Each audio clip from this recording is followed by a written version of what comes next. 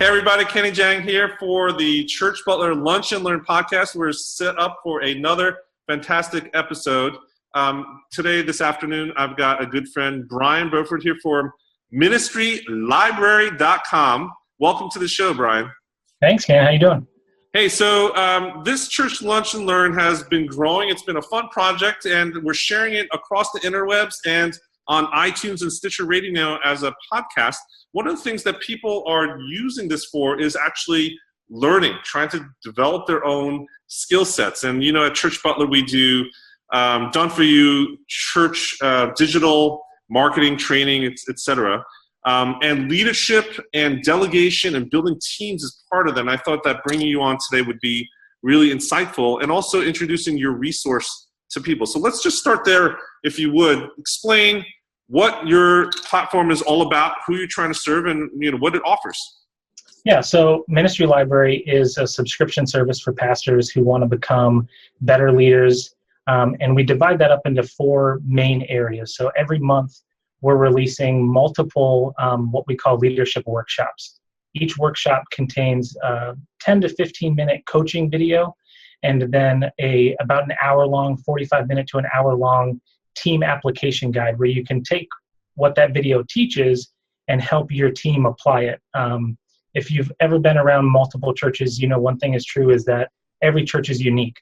So even though in our videos, we don't try to be, here's the 3 things you need to do, 1, 2, 3. Instead, we say, here's some principles.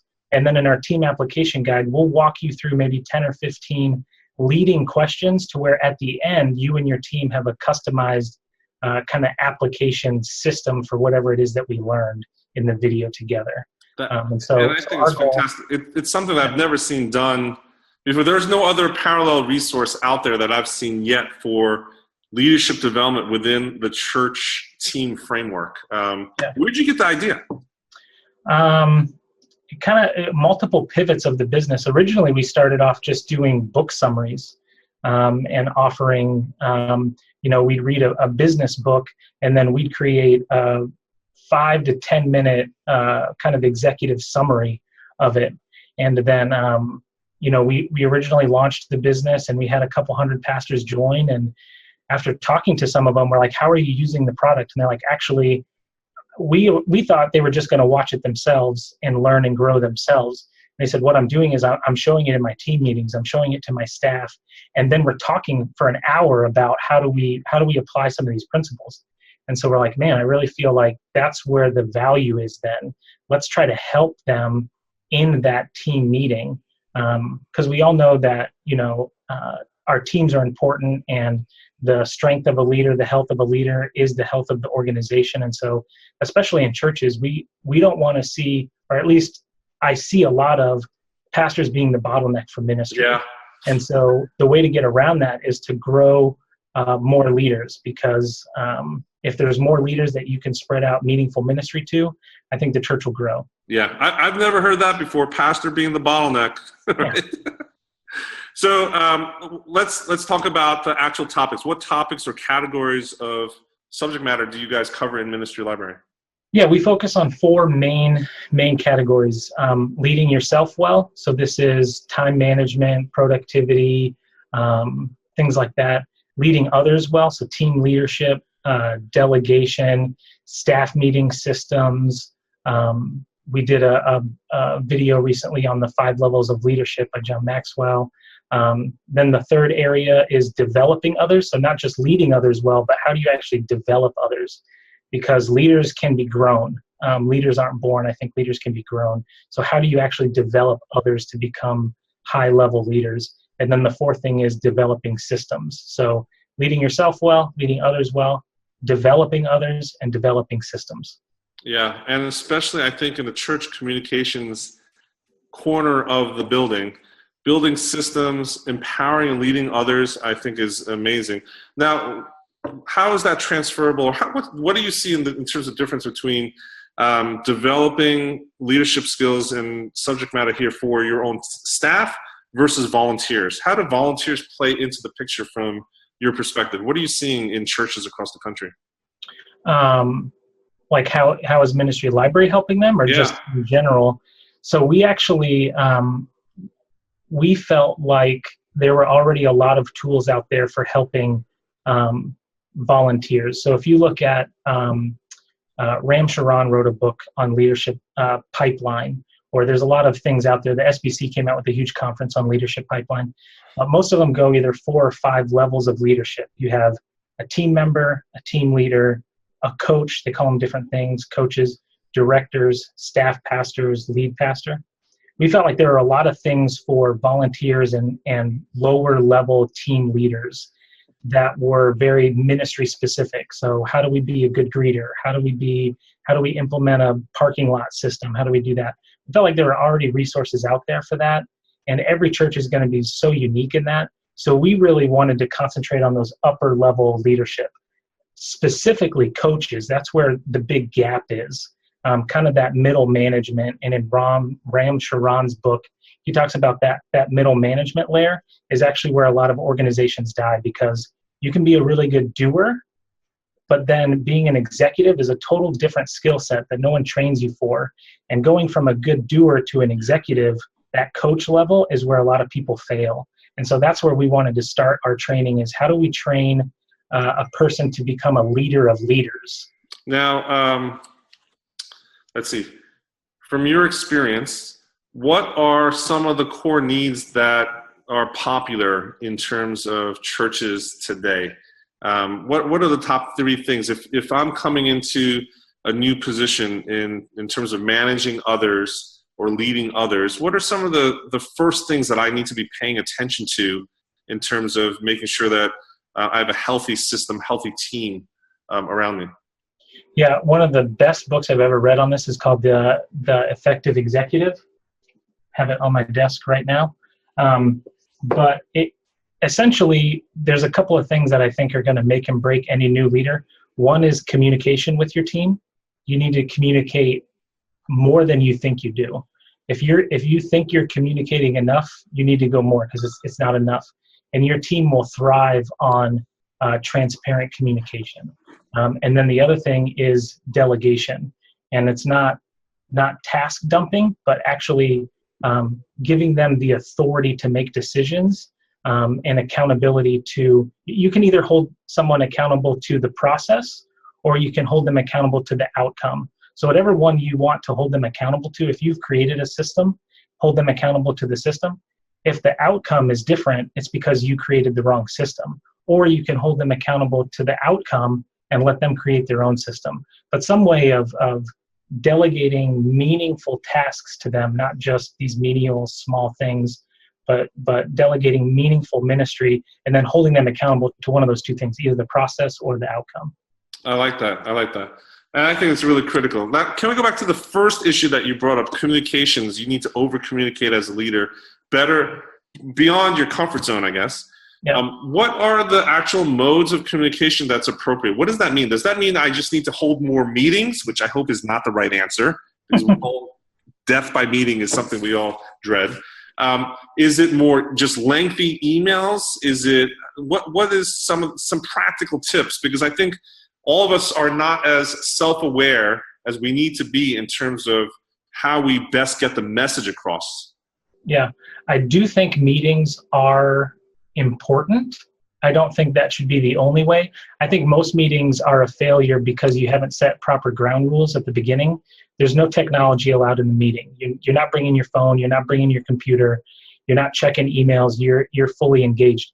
The other thing is you need to keep them to less than 30 minutes. So if they're going longer than that, then something's wrong. But either way, so meetings are one thing, but I think you can correct how well a meeting goes by setting some clear ground rules. No agenda, no attenda. If there's no agenda, then no one's showing up. But what I would do is switch up the modes of communication. So some people, and I actually asked this with my team, what's the best way for me to communicate with you? Some people, it's a text message. Other people hate text messaging. Don't ever text them because they'll never text you back. Other people are email. Some people, it's a quick phone call, just different things. Usually what I do is it will be some sort of combination of I'll have a team meeting, and that will be somewhat abbreviated, short, we'll cover things, but we're ending the team meeting with clear action steps for everyone and due dates. So then what I'll do is the next day, I'll email those due dates out again just as a reminder. And then, so we have our team meeting on Tuesday. So on Wednesday, I'm sending out a reminder. On Thursday, I'm actually talking to them if they're in the office or calling them if they work remotely. And then Friday is the due date for everything that we do. So holding them accountable to a timeline as well, but also switching up the modes of communication. Wow. So you're saying that you need to be contextual with even the mode for each person on your team. Isn't that a lot of work? And at the end of the day, aren't you the boss? Shouldn't they be conforming to what you prefer? No, that doesn't work, man. You're just going to run them over. One of the things in the effective executive that is a really hard question, but if you're brave enough to ask it, it's going to change the way you lead. But one of the questions that he says that you should ask your people is you should email them out and ask them, what's one thing I'm doing that's wasting your time? Ooh. So when you what's one thing you're doing that I'm doing that's wasting your time? Yep. You have to give them the freedom to be truthful.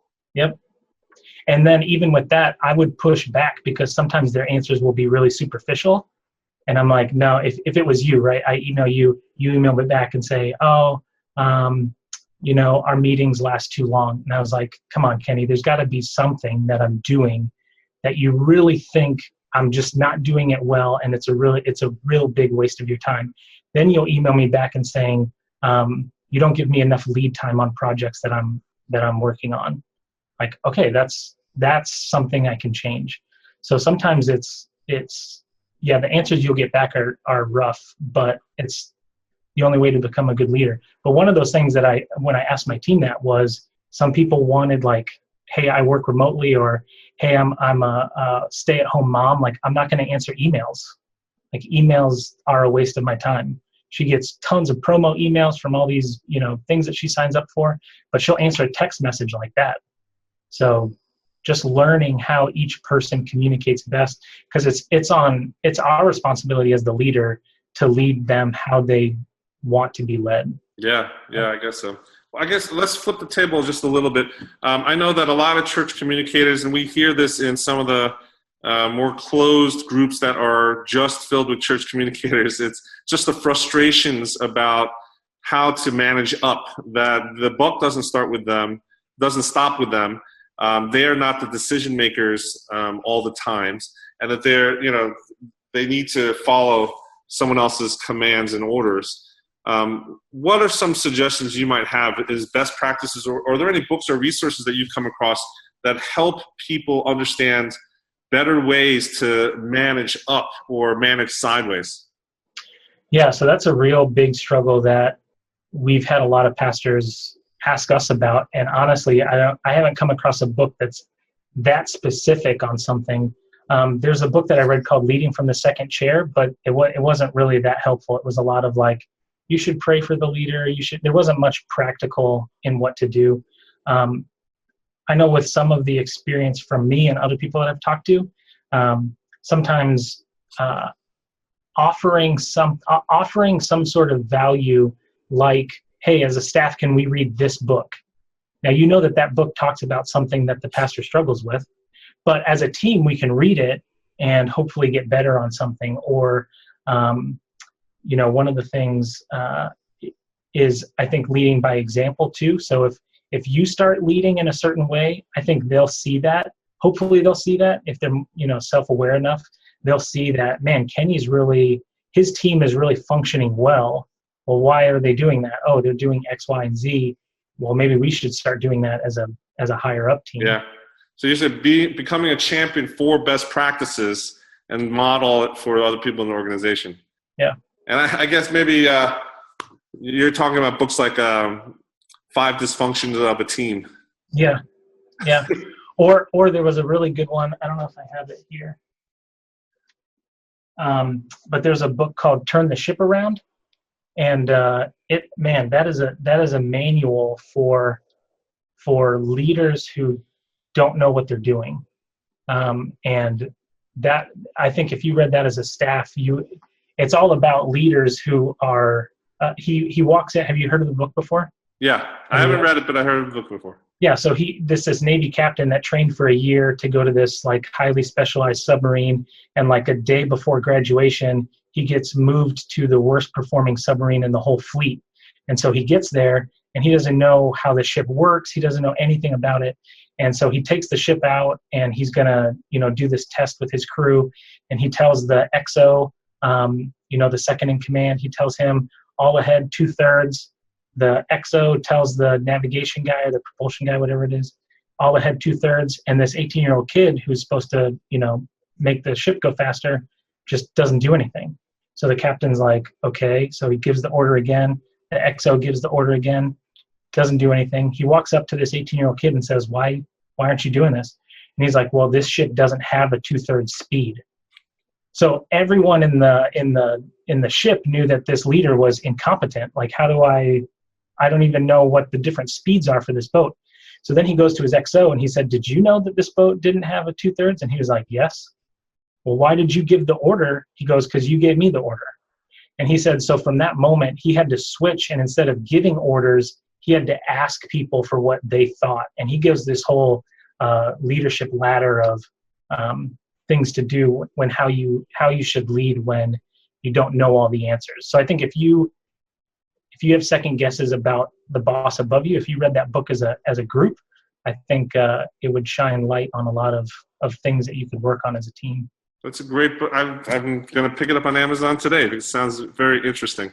Yeah, I think he has a TED Talk too that goes through most of the book. But pretty cool. So, last thoughts on where you think leadership is going in our churches today, because the nature of the game is changing in many churches. Now, 55% of churches are still 100 or less. So you got the solo pastor, maybe a church secretary, maybe the associate pastor, volunteers, etc. But then there is this growth of team-based ministry, multi-sites, etc., that are happening on the other end of the spectrum. Leadership is not taught in seminaries per se. Where do you think it's headed in terms of its place in terms of responsibility in a church's staff? Is it just every leader's responsibility? Is it the executive pastor's responsibility, the lead pastor's responsibility? Who's championing leadership developments across your staff teams, or where do you see that going? Yeah, I think I agree with you. I went to Bible college, and they didn't teach a single thing on how to lead others. They taught me how to be a really good doer of ministry. They didn't teach me anything about how to equip and lead people. And so, yeah, and our church, I'm the XP at our church now, and we were stuck under 100 for almost 4 years. But I think it has to be the lead pastor. The lead pastor has to have the vision for leadership development. If it doesn't come from the top, then you can't delegate leadership development. Now, you might be able to delegate it to an XP or something after you've cast the vision and you've been doing it. But I think to start off, it has to be the lead pastor's thing, and he has to be passionate about it. If he's not learning and growing himself, you can't expect anyone that he leads to learn and grow themselves. You can only lead people to where you're going, and if you're not going anywhere, no one's going anywhere. Right. So I think it has to come from the pastor. Nice. Now, for your final resource, can you share a little bit about maybe the top couple of what's the most popular resources that people have actually consumed and used in their churches, just to get a sense of the type of offerings that you guys have? Yeah, one of the most popular ones we have is on how to develop a leadership pipeline. So that goes through the whole 4 or 5 levels of leadership, competencies for each one. So that goes through there, and it's a whiteboard session. So they're writing on the whiteboard and going through everything. But then the team application guide, that really is, that's a video that you could watch at the beginning of the month, and you wouldn't have the team application guide done for another month or two. It's just so deep and so rich on things that you should be looking for, the verbiage of how you word certain competencies, what the major transition points is to each level of leadership. Like it's pretty deep. That's by far probably our most popular one. Other ones are, delegation, effective ministry, volunteer management, how to make sure that your volunteers are happy. If you talk about word of mouth, the biggest source of volunteers in your church is your current volunteers' friends. So if they're not inviting their friends, it's because they're not having a good experience. So going through and evaluating things like that. So those are probably our top ones. Incredible. That's awesome. Well, I hope everyone here gets a chance to check out ministrylibrary.com.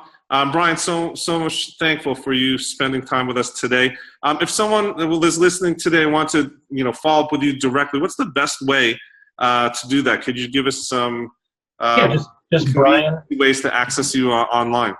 Yeah, Brian at ministrylibrary.com is my email, BRIAN. And then we're on Twitter at Ministry Library. We're on Facebook at Ministry Library, Instagram Ministry Library. So either one of those things. Awesome. Thank you so much today. And everybody here, again, please check this out. I wholeheartedly recommend this resource for churches of all sizes, either if you're consuming it by yourself or with a team.